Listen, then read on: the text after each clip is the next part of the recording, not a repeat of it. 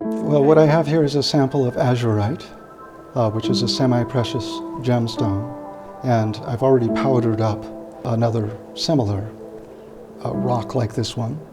And this is an ancient pigment that has been in use since ancient Egyptian times.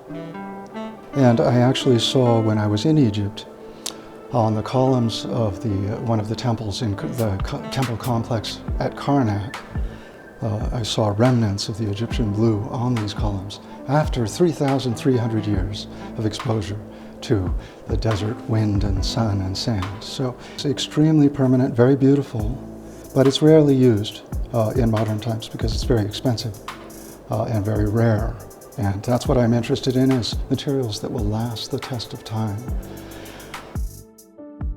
So in this case, I'll be mixing the azurite with a titanium compound that's been ground to the level, the titanium has been ground to the level where it optically interferes with light and only broadcasts back the blue of the color in the spectrum. I make my own paints, basically.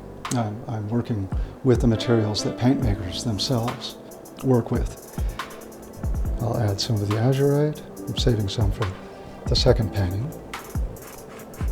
Now this is a unique mixture. I've never worked with this particular combination of ingredients before. So no two formulations are exactly the same. Every paint mixture that I work with, I've been painting for 40 years, but I've never worked with this particular combination of ingredients. Now this goes on appearing white, but as it dries, it will turn blue. They might look deceptively simple at this point, but there's already 9 layers of paint on this painting.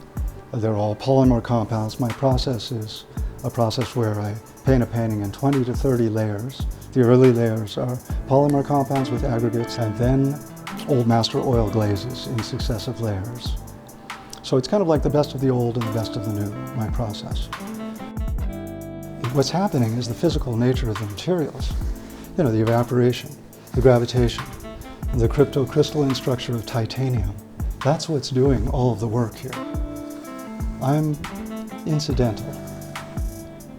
But, of course, these paintings are portraits of universal consciousness, and that is not incidental.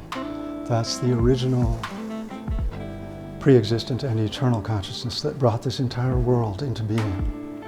And its nature is of sort of a profound connectivity. If we were going to describe it in emotional terms, we would say that it's love, because love is the binding force that unites all of us. But really, words are inadequate.